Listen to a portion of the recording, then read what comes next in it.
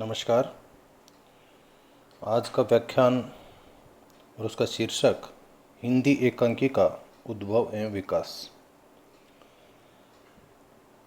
हिंदी एकांकी जो हिंदी नाटक से ही मिलती जुलती एक विधा है, या यूँ कहें कि नाटक के बाद की यह आधुनिक विधा है, और समय के साथ नाटक का स्थान लेती जा रही है। आज मनुष्य के पास समय का अभाव है। भागदौड़ की इस ज़िंदगी में लंबे लंबे नाटक देखना संभव नहीं है। ऐसे में एकांकी का महत्व बढ़ता जा रहा है। आज हिंदी एकांकी का उद्भव कहाँ से हुआ और उसकी क्या विकास यात्रा रही, इस पर हमें विचार करना है। हिंदी एकांकी की शुरुआत 1875 ईस्वी से मानी गई है।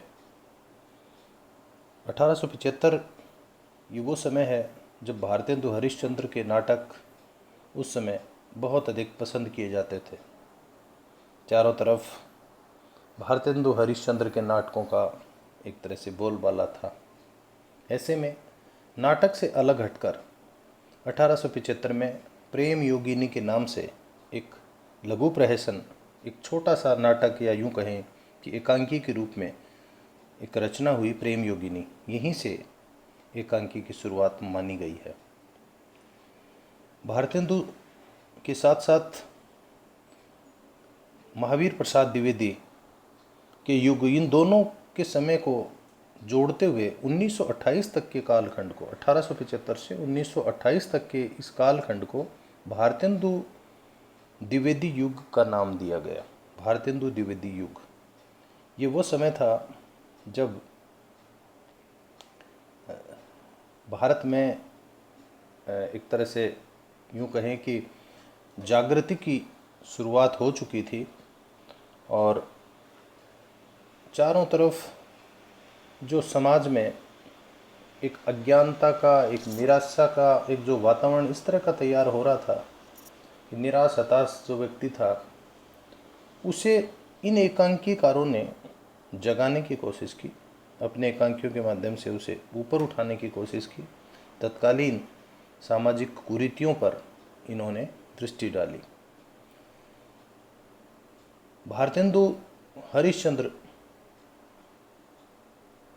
की जो रचना थी भारत दुर्दशा, उसमें भी ऐसा ही देखने को मिलता है कि उस समय की जितनी प्राचीन परंपराएं, कुप्रथाएं जो हमारे स्वस्थ सामाजिक जीवन में बाधा बन रहे थे, उनको दूर करने का प्रयास इन रचनाओं के माध्यम से किया गया। ऐसे में इन रचनाओं को बहुत सराहा गया। केवल भारतेंदु हरिश्चंद्र ही केवल रचना नहीं कर रहे थे, वो ही केवल नहीं लिख रहे थे। उनके साथ साथ प्रताप नारायण मिश्र और श्री शरण किशोरीलाल गोस्वामी, राधाचरण गोस्वामी आदि की अनेक रचनाएं उस समय प्रकाश में आई, जिसमें कली कौतुक रूपक, चौपट चपेट, भारत में यमनलोक, बूढ़े मुंह मुहासे आदि रचनाएं हैं। इन रचनाओं में धार्मिक पाखंड, सामाजिक रूढ़ियां और कुरीतियों पर बहुत तीखे वार किए गए, तीखे व्यंग्य किए गए। देवकीनंदन ने उस समय कलियुगी उनेऊ, कलियुगी विवाह, राधा कृष्ण दास ने दुखिनी बाला, काशीनाथ खत्री ने बाल विधवा आदि वो रचनाएं हैं जिसमें भारतीय नारी के त्रस्त वैवाहिक जीवन की यथार्थ स्थिति का चित्रण किया गया। सामाजिक भ्रष्टाचार का चित्रण करने के लिए कतिक प्रसाद खत्री, उन्होंने एक रचना, एक एकांकी लिखी, एक प्रश्न लिखा, रेल का विकट खेल, जिसमें रेल विभाग में किस तरह से रिश्वत चलती है उसका भंडाफोड़ किया गया। कुल मिलाकर समाज सुधार की परंपरा इन एकांकियों के माध्यम से शुरू हुई। चूँकि एकांकी नाटक की तुलना में नई विधा थी, इसलिए धीरे धीरे नाटक का स्थान ये एकांकियाँ लेने लगी। इन एकांकियों के माध्यम से नई और प्रगतिशील विचार ग्रहण करने की एक प्रेरणा भी लोगों में मिली।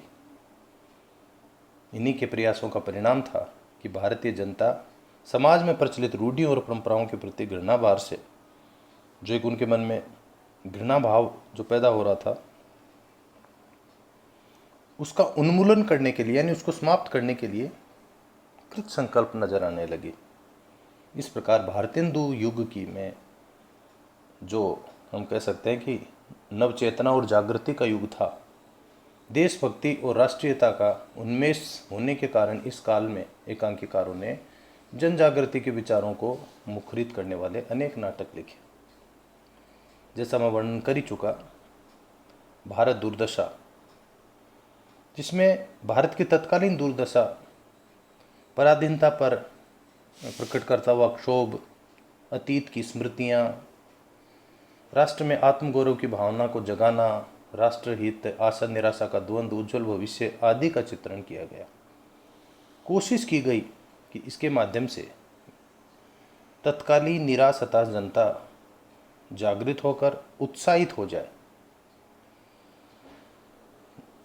इसी प्रकार भारतेंदु हरिश्चंद्र की भारत जननी का भी हम नाम ले सकते हैं। राधा कृष्ण गोस्वामी द्वारा रचित भारत माता, अमर सिंह राठौर, राधा कृष्ण दास कृत महारानी पद्मावती, रामकृष्ण वर्मा कृत पद्मावती, धीर नारी आदि उल्लेखनीय रचनाएं हैं। इस युग में एकांकियों की धार्मिक और पौराणिक धारा भी बह रही थी, अर्थात धार्मिक और एक तरह से धार्मिक और पौराणिक एकांकियाँ भी लिखी जा रही थी। यहाँ से हम कह सकते हैं कि भारतेंदु युग का ये जो आरंभ है, यहाँ से शुरू करते हुए और महावीर प्रसाद द्विवेदी का युग यानी 1928 तक आते आते और एकांकियाँ अपने विविध प्रकार के विषयों को समाहित करते हुए और बड़ी संख्या में एकांकियाँ रची जाने लगी। यद्यपि एकांकी का वो रूप इस काल में नहीं देखने को मिलता जो जयशंकर प्रसाद के युग में देखने को मिलता है। इन एकांकियों में नाटक का ही ज़्यादा प्रभाव है, लेकिन विषय बहुत हो गए। बाल विवाह, अनमेल विवाह, मद्यपान, विलास प्रियता आदि पर भी बहुत तीखा व्यंग्य इन एकांकीकारों ने किया। कुल मिलाकर यदि हम कहें तो हम इस निष्कर्ष पर पहुंचते हैं कि इस समय की जो एकांकियाँ हैं, वहाँ से हिंदी एकांकी की एक अच्छी शुरुआत हुई। 1875 से शुरू करके 1928 तक की इस कालखंड में जो एक जागृति का वातावरण तैयार हुआ था, वह प्रसाद युग में भी जारी रहा। 1929 में जयशंकर प्रसाद की पहली रचना एक घूंट का प्रकाशन हुआ। प्रसाद युग 1929 से शुरू कर 1937 तक माना जाता है, यानी मात्र 8 वर्ष का एक छोटा सा कालखंड। 1937 में जयशंकर प्रसाद की मृत्यु हो गई, लेकिन इन 8 वर्षों में एकांकी का बहुत अधिक विकास हुआ। हिंदी एकांकी के विकास की दृष्टि से इसे प्रसाद युग नाम दिया गया। एक घूंट जो एकांकी, जिसका मैं वर्णन पहले भी कर चुका हूँ, ये वो पहली रचना है जिसे हम मौलिक कृति कह सकते हैं, मतलब मूल रूप से जिसमें एकांकी के समस्त तत्व विद्यमान हैं। ये रचना 1929 में प्रकाशित हुई और यहाँ से एकांकी का शिल्प बदल गया। रस पैदा करने के लिए संगीत की व्यवस्था, संस्कृत नाट्य प्रणाली से स्वगत कथन आदि परंपराओं के निर्वहन के साथ स्थान की एकता, पात्रों का बहुत ही मनोवैज्ञानिक चरित्र चित्रण, कथानक में गतिशीलता आदि सारी जो आधुनिक एकांकी की विशेषताएं हैं वो एक घूंट में देखी जा सकती हैं। हम कह सकते हैं कि भारतेंदु ने यदि आधुनिक एकांकी की नींव डाली तो जयशंकर प्रसाद ने उसे पल्लवित और पुष्पित किया। वास्तव में आधुनिक हिंदी में हिंदी एकांकियों का विकास प्रसाद युग में ही हुआ, क्योंकि इस युग में कुछ नए बहुत बहुत यूँ कहें बहुत नए प्रयोग हुए। पश्चिमी एकांकीकारों का अनुकरण करके नई शैलियों में एकांकी लिखना शुरू किया। कुल मिलाकर पाश्चात्य और भारतीय दोनों नाट्य सिद्धांतों का संगम इस समय के एकांकीकारों में देखा जा सकता है। इस युग के अधिकांश एकांकी रंगमंच की दृष्टि को ध्यान में रखते हुए लिखे गए, अर्थात एकांकी इस तरह से रची गई कि उन पर बहुत अच्छा अभिनय किया जा सके। एकांकी में संवाद, सजीव संवाद लिखे गए, संक्षिप्त संवाद लिखे गए, मार्मिक संवाद लिखे गए जो देखने वाले सुनने वाले के मर्म तक छू जाए। यानी रंगमंच का बहुत बारीक विश्लेषण करके और उसके बाद रचना की गई। प्रसाद युग में जिन सामाजिक एकांकियों की रचना हुई उन पर युगीन सामाजिक पृष्ठभूमि का प्रभाव स्पष्ट रूप से देखा जा सकता है। इस युग के अनेक एकांकीकारों ने सामाजिक जीवन की विभिन्न पक्षीय समस्याओं का चित्रण किया, जैसे बाल विवाह, विधवा विवाह, पुनर्विवाह, विधवा पुनर्विवाह, जातीयता, अस्पृश्यता की समस्या, छुआछूत की समस्या, मद्यपान, जुआ तथा समाज में फैला व्यभिचार आदि ये समस्याएं भारतेंदु युग में भी परिव्याप्त थी, लेकिन अभी भी बनी हुई थी। प्रयास भारतेंदु युग से शुरू हो गया था, लेकिन समाज में क्योंकि इनकी जड़ें इतनी गहरी थी कि अब तक उनका निवारण नहीं हुआ था, और इनका निवारण इतना सरल कार्य था भी नहीं। लेकिन प्रसाद युग के एकांकीकारों ने विभिन्न विषयों, इन्हीं विषयों का जिनका मैंने वर्णन किया, इनके इर्द गिर्द रहकर ही रचनाएं की। तत्कालीन समाज की नग्न विकृतियों का चित्रण इन एकांकियों में हुआ। जीवानंद शर्मा की बाला का विवाह सुधारवादी दृष्टिकोण को दिखाने वाली रचना है। हरिकृष्ण शर्मा की बूढ़ऊ का ब्याह, अनमेल विवाह यानी वृद्ध अनमेल विवाह और दहेज समस्या पर कुठाराघात करने वाली रचना है। श्री जीपी श्रीवास्तव की गड़बड़ झाला में वृद्धों की अनियंत्रित काम वासना को बहुत सुंदर ढंग से चित्रित किया गया। राम सिंह वर्मा की रेशमी रुमाल में पतिव्रत और धर्म की प्रतिष्ठा दिखाई गई। प्रेमचंद की प्रेम की देवी में लेखक ने अंतर्जातीय विवाह का समर्थन बहुत सुंदर रूप में किया है। बद्रीनाथ भट्ट ने विवाह विज्ञापन के माध्यम से शिक्षित वर्ग की रोमांस वृत्ति पर बहुत तीखा प्रहार किया है।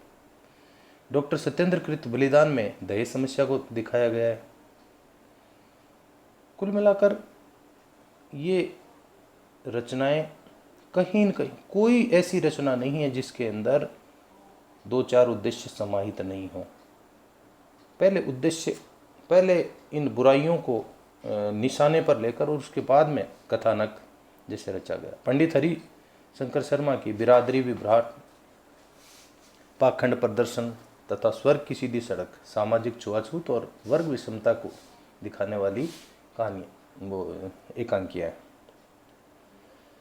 सुदर्शन कृत जब आंखें खुलती हैं, उसमें वेश्या का हृदय परिवर्तन स्वतंत्रता संग्राम के वातावरण में चित्रित किया गया।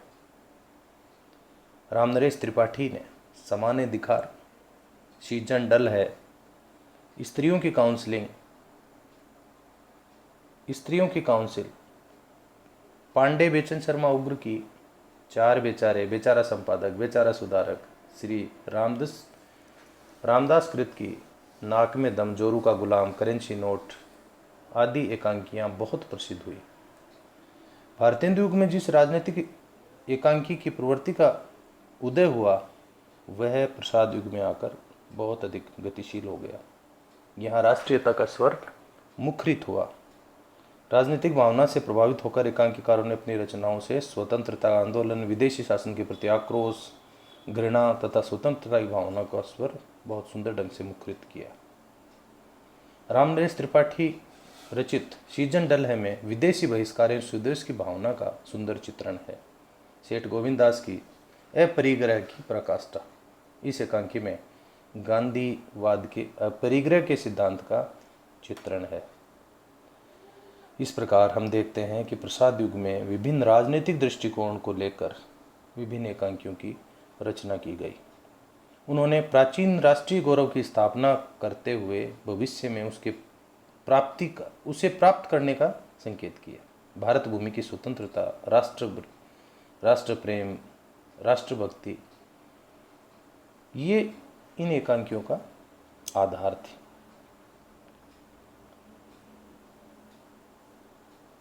प्रसाद युग में राष्ट्र प्रेम की भावना एकांकीकारों के विचारों की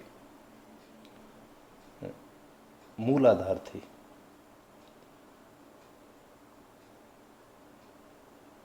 ये संयोगी है कि इस समय एकांकीकारों की एक बाढ़ आ गई थी।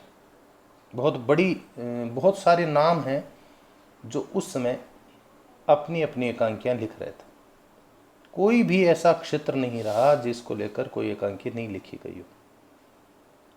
धार्मिक क्षेत्र में भी एकांकियां रची गई। भारतीय युग में जिस प्रकार हास्य व्यंग्य प्रधान धारा प्रवाहित हुई थी, प्रसाद युग में भी उसे चलाया गया, या यूं कहें कि उसका निर्वाह किया गया। इन एकांकीकारों ने समाज में प्रचलित अनेक जीर्ण रूढ़ियों, कुप्रथाओं एवं परंपराओं पर सुंदर व्यंग्य किया। उनका लक्ष्य सामाजिक, धार्मिक एवं राजनीतिक सुधार रहा। बद्रीनाथ भट्ट ने चुंगी की उम्मीदवारी में चुनाव प्रणाली पर बहुत सुंदर व्यंग्य किया। बहुत सारी ऐसी एकांकियां हैं, न घर का न घाट का, गड़बड़ झाला, लकड़ बग्गा, घर का मैनेजर। ये वो हास्य व्यंग्य प्रधान रचनाएं हैं जिनके अंदर सामाजिक और धार्मिक कुरीतियों और रूढ़ियों पर बहुत व्यंग्यात्मक अंदाज में प्रहार किया गया। इस प्रकार स्पष्ट है कि प्रसाद युग में एकांकीकारों ने विभिन्न क्षेत्रीय समस्याओं और परिस्थितियों के उद्घाटन हेतु हास्य व्यंग्य को महत्व दिया और इसमें सफलता अर्जित की। निष्कर्ष रूप में कहा जा सकता है कि इस युग में एकांकीकारों ने एकांकी के क्षेत्र में एक पुष्ट आधार भूमि प्रदान की। जब 1937 में जयशंकर प्रसाद की मृत्यु हो गई तो मृत्यु के साथ एक युग का अंत हो गया। इसके बाद 1938 से प्रसादोत्तर युग के नाम से एक नए युग की शुरुआत हुई। प्रसादोत्तर युग यानी जयशंकर प्रसाद के बाद का युग, जो आज़ादी तक चला। 1938 से 1947 के बीच का ये जो कालखंड है, इसको प्रसादोत्तर युग के नाम से जाना जाता है। प्रसादोत्तर युग में अनेक एकांकीकार थे और अपने उसी अंदाज में प्रसाद युग में जिस तरह से रचनाएं रची जा रही थी, उसे इन एकांकीकारों ने आगे चलाया, कंटिन्यू किया। प्रसादोत्तर युग में यद्यपि एकांकी की अनेक प्रवृत्तियों को देखा गया, पर सामाजिक एकांकी की प्रवृत्ति पर लगभग सभी युगीन लेखनकारों ने अपने लेखनी चलाई। डॉक्टर रामकुमार वर्मा ने इस युग में अनेक सामाजिक समस्या प्रधान एकांकियों की रचना की। उन्होंने जीवन की वास्तविकताओं अपने एकांकियों का आधार बनाया। उनकी एकांकी 1 तोले अफीम की कीमत, 18 जुलाई की शाम, 10 मिनट, स्वर्ग का कमरा, जवानी की डिब्बी, आंखों का आकाश, रंगीन स्वप्न आदि ये वो एकांकियां हैं जो सामाजिक एक तरह से सामाजिक जीवन को दिखाने वाली हैं, या यूं कहें कि ये सामाजिक एकांकियां हैं। इसके अलावा उपेंद्र नाथ अश्क ने पारिवारिक और सामाजिक समस्याओं का चित्रण किया। उनकी रचनाओं में चरवाहे, चिलमन, लक्ष्मी का स्वागत, पहेली, सूखी डाली, अंधी गली, तूफान से पहले आदि समस्याएं आदि एकांकियाँ उल्लेखनीय हैं। इनमें लेखक ने युगीन सामाजिक रूढ़ियों परंपराओं को बहुत ही प्रभावी अंदाज में एक व्यंग्य का चित्र प्रस्तुत करते हुए, चित्र खींचते हुए उपस्थित किया। उसी समय भुवनेश्वर ने श्यामा एक वैवाहिक विडंबना, स्ट्राइक, एक साम्यहीन साम्यवादी तथा प्रतिमा का विवाह आदि रचनाएं रची। ये वो रचनाएं हैं, इसमें सामाजिक बाह्य आडंबर, स्त्री पुरुष संबंध, यौन विषयक समस्याएं, प्राचीन अप्रगतिशील मान्यताओं का सुंदर चित्रण किया गया। जगदीश चंद्र माथुर ने भी उस समय सामाजिक जीवन पर आधारित या सामाजिक जीवन के अनेक समस्याओं पर आधारित एकांकियाँ लिखी। उनकी रचनाओं में मेरी बांसुरी, खिड़की की राह, कबूतर खाना, भोर का तारा, खंडहर आदि अनेक एकांकियाँ उल्लेखनीय हैं। शंभू दयाल सक्सेना ने कन्यादान, नेहरू के बाद, मुर्दों का व्यापार, नया समाज, नया हल नया खेत, सगाई, मृत्युदान आदि अनेक सामाजिक समस्याओं को प्रस्तुत करने वाली एकांकियाँ लिखी। श्री रामवृक्ष बेनीपुरी ने नया समाज, अमर ज्योति तथा गांव का देवता आदि रचनाएं समाज पर आधारित ही लिखी।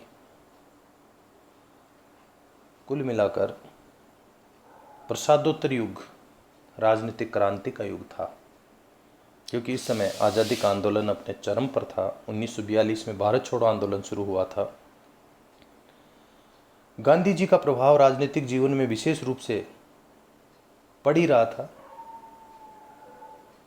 दूसरी ओर ब्रिटिश सरकार का दमन चक्र भी राजनीतिक क्रांति को कुचलने के लिए तीव्र गति से चल रहा था। एकांकीकारों ने तत्कालीन राजनीतिक समस्याओं और गतिविधियों का चित्रण करना और देशवासियों में प्रेम अर्थात देश प्रेम एवं स्वतंत्रता की भावना को प्रबल करना अपना कर्तव्य समझा। श्री भगवती चरण वर्मा ने पुस्ता दीपक में सामाजिक दृष्टि से कांग्रेस के उच्च पदाधिकारियों एवं नेताओं के खोखलेपन पर भी व्यंग्यात्मक प्रहार किया। श्री हरिकृष्ण प्रेमी ने अपने राजनीतिक रचनाओं में राष्ट्र के नवनिर्माण, देशभक्तों, भारतीयों, नेताओं एवं जनता के स्वतंत्रता प्राप्ति किए जाने वाले कार्यों, हिंदू मुस्लिम संघर्ष, सांप्रदायिकता, एकता की आवश्यकता, दासता की बेड़ियों को तोड़ने के लिए कृत संकल्प देशभक्तों की चारित्रिक महानता आदि को बहुत सुंदर ढंग से चित्रित किया है। इस दृष्टि से उनकी रचना राष्ट्र मंदिर, मातृ मंदिर, मान मंदिर, न्याय मंदिर आदि उल्लेखनीय है। हरिकृष्ण प्रेमी रचित मान मंदिर, न्याय मंदिर, मातृभूमि का मान, प्रेमंदा है, रूप शिखा आदि राष्ट्रीय भावनाओं से ओतप्रोत ऐतिहासिक रचनाएं हैं। श्री यज्ञदत्त शर्मा रचित प्रतिशोध तथा हेलन में भारत के गौरवमय अतीत की झांकी प्रस्तुत की गई है। गिरिजा प्रसाद माथुर विश्व की रचना की एकांकी विषपान, कमल और रोटी, वासवदत्ता आदि में देशभक्ति, आत्म बलिदान और राष्ट्र की स्वतंत्रता प्राप्ति हेतु किए गए शौर्यपूर्ण कार्यों का बहुत सुंदर चित्रण है। इस युग में बहुत बड़ी संख्या में एकांकियाँ लिखी गई। केवल मेरे इस व्याख्यान में वर्णित एकांकीकार ही नहीं, इनके अलावा बहुत सारे एकांकीकार हैं जो उस समय बहुत अच्छी एकांकियाँ उन्होंने उस समय लिखी थी। भुवनेश्वर प्रसाद रचित उत्सर, प्रतिमा का विवाह, लॉटरी आदि मनोविश्लेषण प्रधान मनोवैज्ञानिक रचनाएं हैं। इन रचनाओं में फ्राइड के मनोविज्ञान का प्रभाव भी स्पष्ट रूप से देखा जा सकता है। इस प्रकार प्रसादोत्तर युग में पहुंचकर हर दृष्टि से एकांकी साहित्य का एक स्वतंत्र अस्तित्व ले चुकी थी। इसके बाद 1947 में जब देश आज़ाद हुआ तो एकांकी का एक युग यहाँ आकर समाप्त हुआ। 1947 के बाद यानी 1948 के बाद से लेकर अब तक का जो युग है उसे स्वातंत्र्योत्तर युग यानी एकांकी का स्वातंत्र्योत्तर युग कहा जाता है। ये एकांकी के विकास की चौथी अवस्था है जो अभी भी चल रही है। इस अवस्था में एकांकी थोड़े बदले स्वरूप में पेश हुए, क्योंकि आज़ादी के बाद में हिंदी एकांकियों पर रेडियो का प्रभाव बहुत गहराई से पड़ा। रेडियो नाटकों के रूप में नाटकों का नवीन रूप हमारे सामने आया। रेडियो माध्यम होने के कारण श्रोतागण इसमें रुचि लेने लगे, इसलिए रेडियो एकांकियों की मांग होना स्वाभाविक था। स्वतंत्रता के बाद के युग में एकांकी का जो स्वरूप है वो विविधता लिए हुए है। इसमें एक और तो परंपरागत शैली में राष्ट्रीय भावना प्रधान एकांकी लिखे गए, तो दूसरी ओर ध्वनि नाट्य तथा गीति नाट्य का भी विकास हुआ। इस युग के एकांकीकारों में सामाजिक, राजनीतिक, मानवतावादी तथा यथार्थवादी विचारधारा से प्रभावित होकर एकांकियों की रचना की। इन एकांकीकारों का दृष्टिकोण प्रगतिशील तत्वों से प्रभावित रहा, जिससे इनकी रचनाओं में पूंजीवाद का विरोध, वर्ग संघर्ष, सड़ी गली रूढ़ियों के प्रति अनास्था, मानव अंतर्मन की सूक्ष्म भावनाओं का विश्लेषण, भ्रष्टाचार उन्मूलन, कृषक तथा मजदूर की दयनीय स्थिति तथा ब्रिटिश सरकार के प्रति असंतोष आदि विचार व्यक्त हुए। इस क्षेत्र में विनोद रस्तोगी रचित बहू की विधा, कणाद ऋषि भटनागर रचित नया रास्ता तथा अपना घर दहेज की कुप्रथा का पर्दाफाश करते हैं। विनोद रस्तोगी, जयनाथ नलिन, लक्ष्मीनारायण लाल, राजाराम शास्त्री, कैलाश देव, विष्णु प्रभाकर, प्रभाकर माचवे, रेवती शरण शर्मा, चिरंजीत, भारत भूषण अग्रवाल, कृष्ण किशोर सिंह, करतार सिंह दुग्गल, स्वरूप कुमार बख्शी, गोविंदलाल माथुर आदि ने समाज में व्याप्त विभिन्न समस्याओं और रूढ़ियों के और उनकी विकृतियों के चित्र खींचे। विष्णु प्रभाकर के बंधन मुक्त में अछूतोद्धार, पाप में अविवाहित युवती का अनुचित पैगाम, साहस में निर्धनता और वेश्यावृत्ति, प्रतिशोध तथा इंसान में हिंदू मुस्लिम झगड़ों से उत्पन्न सांप्रदायिकता की समस्या आदि का बहुत सुंदर चित्रण किया गया। इस युग में भी बड़ी संख्या में सामाजिक एकांकियां लिखी गई। यहाँ तक आते आते हिंदी एकांकी में राजनीतिक जीवन, स्वाधीनता संघर्ष, बंगाल का अकाल, भूखमरी, फांसीवाद का विरोध, जागीरदारी और देशी राजाओं का जीवन तथा अनेक राष्ट्रीय एवं अंतर्राष्ट्रीय समस्याएं प्रकट हो गई थी, और इन सब को एकांकीकारों ने अपना विषय बनाया। आज़ादी के बाद एकांकीकारों की लेखन निर्बाध रूप से और बिना किसी भय के चल पड़ी, अतः इन्होंने अपनी लेखनी में ब्रिटिश प्रशासकों के काल कारनामों का भी भंडाफोड़ किया। देशद्रोहियों की व्यक्तिगत स्वार्थों की पूर्ति हेतु ब्रिटिश सरकार के प्रति चाटुकारिता को भी इन एकांकीकारों ने बहुत सुंदर ढंग से दिखाया। जयनाथ नलिन ने राष्ट्रीय रचनाओं में सृजनात्मक प्रवृत्ति को दिखाया।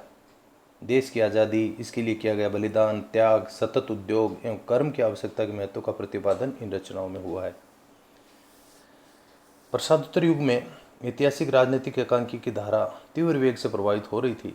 इस युग में एकांकीकारों ने प्राचीन ऐतिहासिक पात्रों के महान चरित्रों को समक्ष रख भारतीय इतिहास का गौरवमय चित्र सामने रखा तथा देशद्रोहियों को उनके दुष्कृत्य पर धिक्कारा। इसी धारा का पोषण स्वातंत्र्योत्तर युग की एकांकियों में भी किया गया।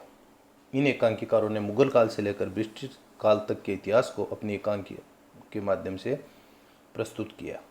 साथ ही गांधीवाद से प्रभावित एकांकीकारों ने गांधी के सत्य, अहिंसा और मानवतावादी और शांतिपूर्ण अहिंसात्मक आंदोलन को बहुत सुंदर ढंग से पेश किया।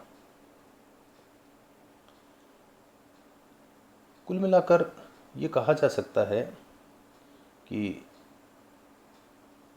आज़ादी के बाद एकांकी की जो विधा है वो अपने पूर्ण रूप में विकसित हो चुकी थी, और आज भी बहुत सारी एकांकियाँ लिखी जाती हैं, क्योंकि एकांकी वो विधा है जो कम समय में मात्र एक अंक में अपने लक्ष्य तक पहुंचती है। हिंदी एकांकी का विकास जो भारतेंदु युग से शुरू होता हुआ प्रसाद युग और प्रसादोत्तर युग को पार करता हुआ स्वातंत्र्य युग में पहुंच गया, वो अभी भी चल ही रहा है। और हम यूँ कह सकते हैं कि आज के जब मनुष्य के पास समय नहीं है, इस आधार पर नाटक की तुलना में एकांकी की जो विधा है वो बहुत आगे है, और भविष्य में भी हिंदी एकांकी का महत्व कभी कम नहीं होने वाला है।